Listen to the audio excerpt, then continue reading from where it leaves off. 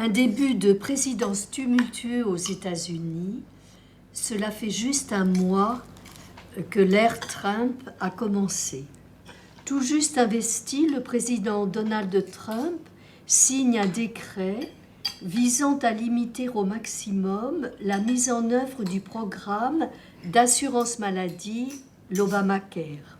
Et puis, une nouvelle assez positive, il semblerait qu'en Ukraine, un accord pour une trêve dans l'est de l'Ukraine entre les rebelles pro-russes et l'armée ukrainienne doivent entrer en vigueur aujourd'hui. Pour nous, c'est vraiment très très important de se tenir au courant de l'actualité internationale et nationale parce que notre vocation ici est très marquée par la prière. Et donc, nos 4 communautés, si nous ne prions pas pour le monde, il y aurait quelque chose de tout à fait factice, de tout à fait contre le principe même, le fondement de notre vocation. Notre Père qui es aux cieux, que ton nom soit sanctifié.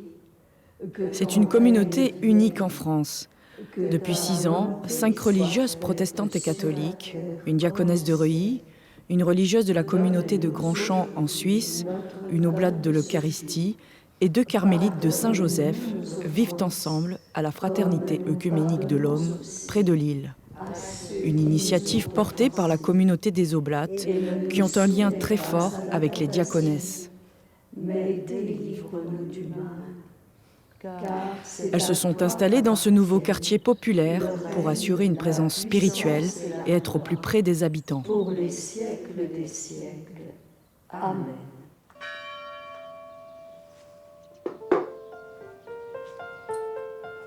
Papa était d'origine catholique non pratiquant et maman était protestante. Je me suis dit, mais qu'est-ce qu'il faut que je choisisse ? Jeune, j'ai été vraiment convaincue d'un engagement radical et je suis entrée chez les diaconesses de Reuilly et j'ai eu l'étonnement de retrouver des familles chrétiennes protestantes différentes. Et c'était très dynamisant pour moi, cet œcuménisme intra-protestant.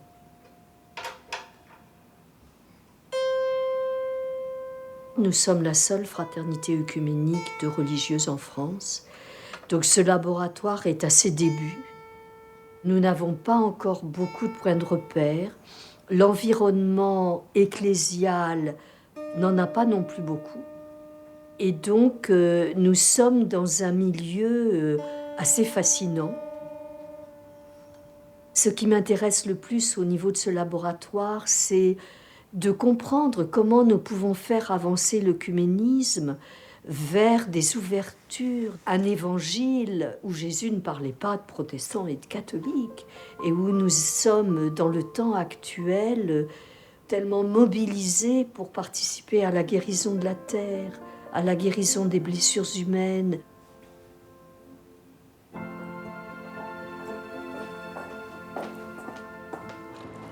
Dans ma jeunesse, il y avait 98% de catholiques. Donc je n'avais quasi pas de relation avec des protestants. Je ne savais même pas qu'ils existaient. En tant que religieuse, je suis partie 20 ans au Congo et j'ai travaillé en hôpital avec des protestants. Il y avait pas mal de protestants dans le personnel, donc nous avons créé des liens entre nous. C'est le départ de ma relation avec les protestants. C'est notre prieur général du Carmel Saint-Joseph qui m'a demandé si je voulais faire partie de la fraternité œcuménique. Et moi, vraiment, quand j'ai entendu cet appel, vraiment, j'ai vibré de joie. Parce que, je ne sais pas, je l'avais dans mes tripes. Alors j'ai dit oui. Sœur Léona s'est engagée à la Belge Solidarité, une association protestante qui aide les personnes en situation de grande précarité. Bonjour Christine. Vous allez bien? Oui, ça va. Vous aussi? Chaque semaine, elle vient dans ce foyer médicalisé à la rencontre des résidents pour les écouter et les soutenir dans leur combat contre la maladie. Bonjour Julie.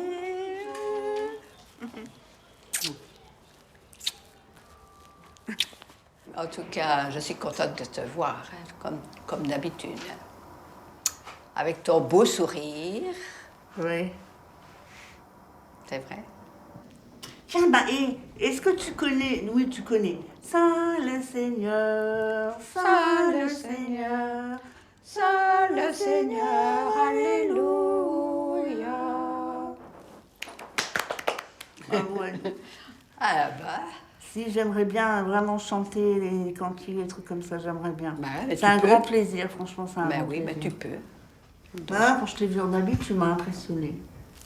Tu m'as intimidée, tu m'as impressionnée. Que là, on voit une petite dame toute frêle, toute gentille. Il faut quand même, t'es quand même une dame de fer, il faut quand même une volonté de fer pour ne pas être cloîtrée, être une carmélite comme ça en vadrouille, sans rien pour signaler, je suis une carmélite. Mais avant, on portait l'habit. Hein.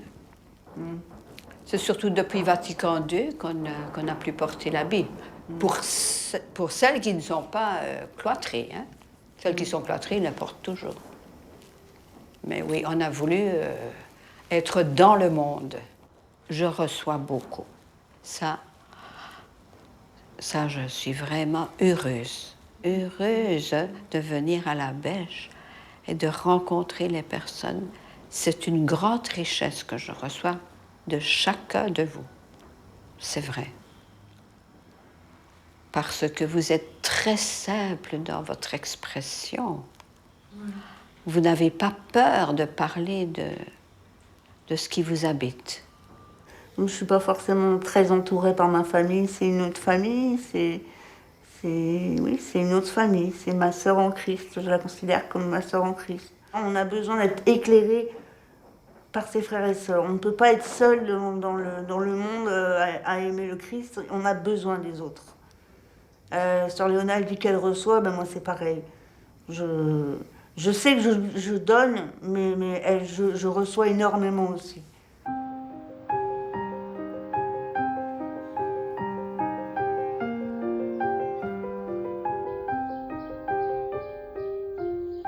Sœur Marie-Geneviève est la doyenne de la communauté. Pendant 30 ans, elle a été directrice de la maison médicale de soins palliatifs Jean 23. C'est un jeudi saint, je faisais avec ma grand-mère le tournée des reposoirs. À midi, nous étions dans un petit coin d'Albi. Tout d'un coup, débouche un monsieur. Ce monsieur, ma grand-mère me dit, on va changer de trottoir, on traverse. Vous ne voyez pas pourquoi il fallait traverser. Elle me dit, parce que ce monsieur, il ne faut pas lui dire bonjour, parce que c'est le pasteur. Alors, il est protestant, il est baptisé, mais il est hérétique. Alors, à 7 ans, vous voyez ce que ça peut donner. Ça ne me donnait rien du tout, mais ça m'a choqué qu'il était chrétien et puis il fallait traverser pour lui dire bonjour. J'en ai gardé une espèce de sensibilité. Enfin, pourquoi ? Vivre avec des religieuses protestantes, c'est extraordinaire. C'est d'abord des femmes, comme moi. Et la première chose, c'était de pouvoir nous comprendre humainement parlant. Être profondément des sœurs, humainement parlant. Ensuite, elles sont protestantes et je suis catholique, mais nous sommes chrétiennes. Donc c'est le même Jésus-Christ que nous prions. Et c'est le même Jésus-Christ que nous répondons. Bien sûr, nos églises sont divisées, mais tellement divisées. Est-ce qu'il n'y a pas des points communs? Et ça a été ma grande découverte. C'est important pour moi qu'on voit nos différences. Déjà, le fait même de nos costumes. Ce qui est plus drôle, c'est que nous, les sœurs catholiques, nous sommes en civil. Et ce sont nos sœurs protestantes qui sont toujours en costume, et pas nous. Vous savez, un couple a toujours à reconstruire sa relation, a toujours à épousseter ce qui s'est mal passé. Et je crois que ce labeur en fraternité aussi proche qu'est la nôtre, puisque nous sommes plutôt dans une mouvance contemplative, où nous avons la prière régulièrement au cours de la journée et où nous sortons peu. Donc nous pouvons d'autant plus avoir des petits conflits qui peuvent être aussi comme les conflits quotidiens. Qu'est-ce qu'on va manger aujourd'hui? Et moi, j'ai pas trop envie de manger ça. Enfin, je donne un exemple, mais qui fait partie de la vie. Si les religieuses assistent toutes au culte ou à la messe, elles ne peuvent toujours pas communier ensemble à la table du Christ. Le pain que nous rompons, c'est le pain que nous partageons. C'est le pain qui fait communion, qui nous rappelle la communion entre nous et avec le Seigneur. Et la coupe de bénédiction pour laquelle nous rendons grâce est communion au sang de notre Seigneur. Ça veut dire communion avec la vie de celui qui nous appelle à la vie et qui nous met dans la promesse de la vie par sa résurrection. Mangez et buvez la bonté du Seigneur. Qui dispose de toutes choses. Mais lors de la Sainte Seine, les catholiques ne peuvent pas encore partager le pain et le vin avec les autres fidèles.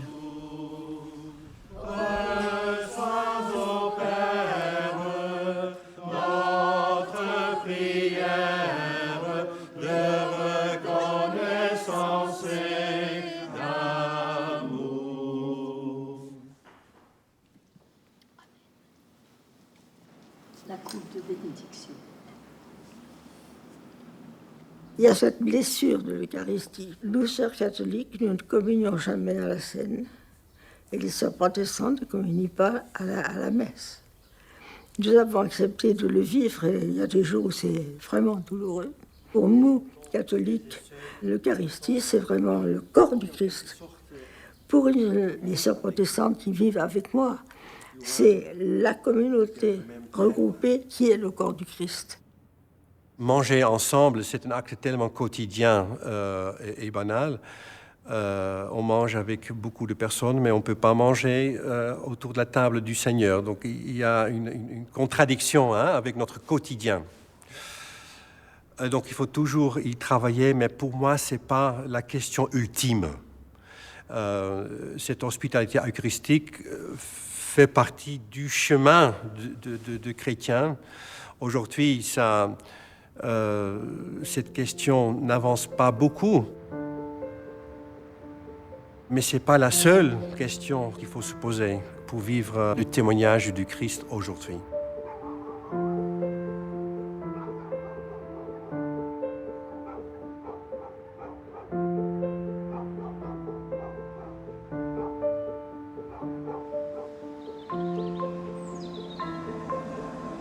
Chaque semaine, dans ce quartier encore en construction, les sœurs reçoivent la visite de jeunes chrétiens. Bonjour. Ce jour-là, ce sont les membres de la communauté de vie chrétienne, une association catholique de spiritualité jésuite, qui vient partager avec elles des chants et des prières.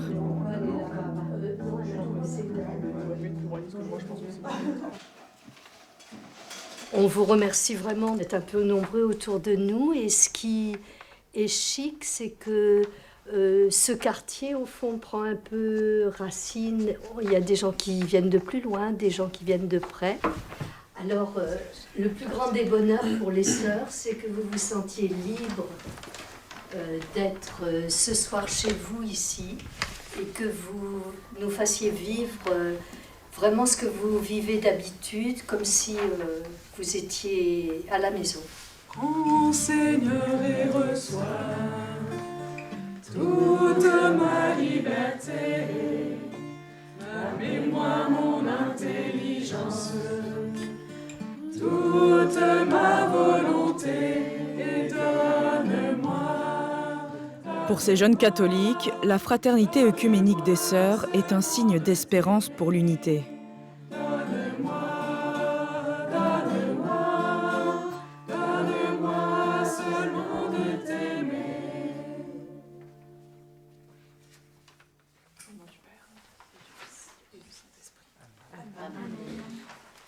Le fait qu'elles vivent ensemble entre protestantes et catholiques, ça m'inspire beaucoup de joie et d'espérance. Parce que je trouve ça très important de s'ouvrir et de faire des portes et des ponts entre les religions. Je trouve que cette communion est intéressante et peut me prouver au monde entier qu'on peut vivre ensemble même si on est différent et même si on a des façons de penser différentes. Donc c'est une belle preuve d'union. La vie religieuse, c'est pas quelque chose de stable. On avance sur un chemin. Et ici, bien c'est la découverte de l'autre qui me façonne avec sa diversité. C'est une richesse, la diversité. Le message du Christ, c'est aimez-vous, supportez-vous, lavez-vous les pieds les uns des autres. Et le sacrement de l'amour est aussi essentiel pour moi que la Sainte Seine, l'Eucharistie, pour mes sœurs catholiques, ça ne fait qu'un. Et trahir trop longtemps cet amour, manquer d'amour pour une de mes sœurs, ne pas trouver l'inventivité nécessaire pour la rejoindre, ne pas savoir l'écouter, tout cela, pour moi, c'est manquer la cible. Je trouve que les différences sont importantes parce que c'est à travers ces différences réfléchies, dialoguées et perçues ensemble, enfin, on avance petit à petit, petit pas à pas, vers l'unité qu'on ne rencontrera sans doute jamais pour nous, pour moi, dans ma vie, mais petit à petit, grâce à ces différences, nous pouvons avancer ensemble et nous rapprocher.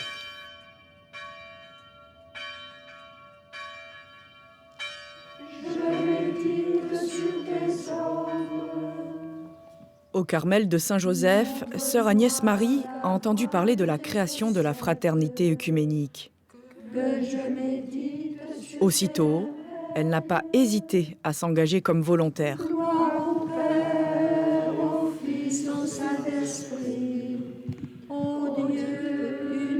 Elle s'occupe aujourd'hui de l'intendance de la communauté. Et lors des offices, c'est elle qui mène tous les moments de prière.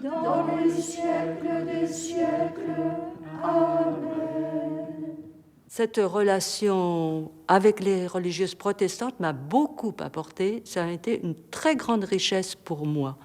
Alors, à la fois, c'est très enrichissant, mais à la fois aussi très dépouillant. Mais très enrichissant, vous voyez par exemple par rapport à la Bible. Donc quand nous disons, nous, catholiques, Ancien Testament, et que chez le protestant, nous disons Premier Testament, pour moi, ça change beaucoup de choses. À l'office du milieu du jour, que nous vivons tous les jours, nous appelions cela office du midi, office du jour. Et ici, nous l'appelons office des béatitudes, et pour cause, puisque nous disons ou nous chantons tous les jours les béatitudes. Le cœur de la vie chrétienne.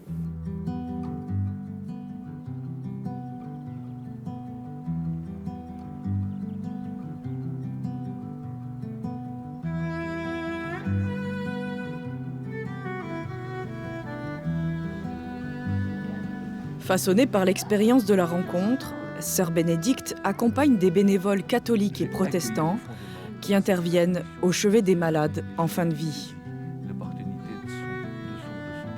L'essentiel, c'est toujours de chercher à ce que la personne se sente libre en vérité et que nous soyons à son service et que nous cherchions de tout notre être intelligent et intuitif à le rejoindre dans sa propre vérité. Marie-Lou, tu as sûrement une expérience avec un ami chrétien à cette impatient, dame là, qui est protestante. Et c'est vrai que nous n'avons pas la même manière, mais j'étais là avec elle et on a partagé la parole de Dieu. Au moins l'évangile nous rassemblait. Voilà. Hein? C'était voilà, l'évangile nous rassemblait et un partage d'un évangile ensemble. Et j'ai trouvé que c'était très riche, mais très riche. Enfin, je trouve que Le fait aussi de partager avec d'autres confessions, moi, ça me fait grandir. Voilà, moi, je crois que c'est ça. Rejoindre le patient là où il est et faire un petit bout de chemin avec lui. Cet enrichissement permet que nous puissions mieux apprendre les uns des autres dans cet accompagnement des malades.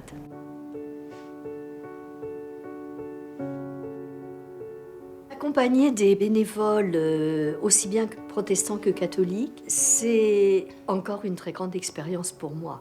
Des protestants, je suis habituée, mais des amis catholiques, de les respecter lorsqu'ils me font un retour, qu'ils ont pu prier Marie avec le patient comme dernière prière. Ça me permet de comprendre encore mieux de l'intérieur et aussi d'apprendre à perdre mes réflexes protestants et à accueillir vraiment, autant que faire se peut, ce qui m'est partagé.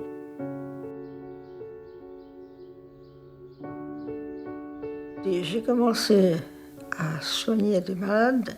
Le lendemain de mon entrée au couvent, j'avais 19 ans. J'ai découvert le malade, si vous voulez, comme une personne. Et une personne libre et une personne qui était vivante. J'ai souvenir d'un malade musulman qui, je sentais qu'il avait envie de prier, mais moi, je ne sais pas l'arabe et je ne savais pas trop comment. Mais je lui ai dit en le regardant, « Inch'Allah ». Alors cet homme transformé, « Inch'Allah », et pendant moi, je ne sais pas, 5 minutes, ensemble, « Inch'Allah, Inch'Allah », vous pouvez pas savoir, c'était formidable. Et nous avons tous les jours prié ensemble.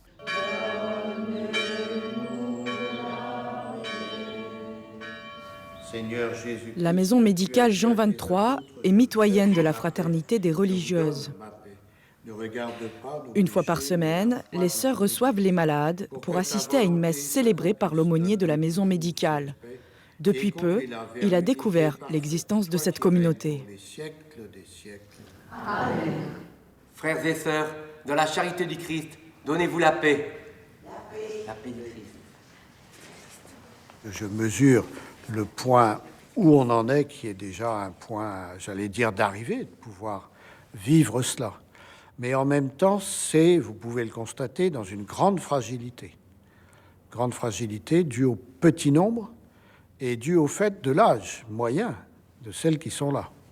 Donc voilà, il ne faut pas être grand clair pour se dire combien de temps est-ce que cela va pouvoir durer.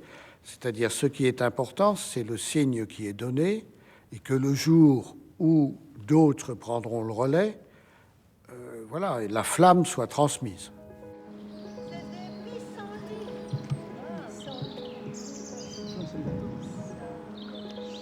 Ce témoignage d'une petite fraternité, là, si modeste, mais qui essaie d'assumer la différence, a peut-être du sens dans la société actuelle. Et Jésus disait « Venez et vous verrez ». Eh bien, on aimerait dire à tout le monde on a des conflits, on a des difficultés, c'est pas simple tous les jours, mais on s'aime. L'œcuménisme, vraiment, c'est l'amour de l'autre, l'amour, le respect, l'autre différent qui me donne. C'est un don. Jésus nous a dit, vous êtes tous frères, vous n'avez qu'un seul Père, mais vous êtes tous frères. Et c'est en dialoguant et en acceptant que l'autre n'a pas la même idée que moi, mais c'est ensemble, avec ces idées différentes, que peu à peu, nous allons avancer. Eh bien, je crois très fort à l'Esprit Saint. Et je pense que ce chemin que nous faisons les uns et les autres, aujourd'hui, déjà, de pouvoir être ensemble, de pouvoir nous respecter et nous découvrir ensemble, eh bien, c'est par là que le chemin se fera. Comment? Dieu seul le sait.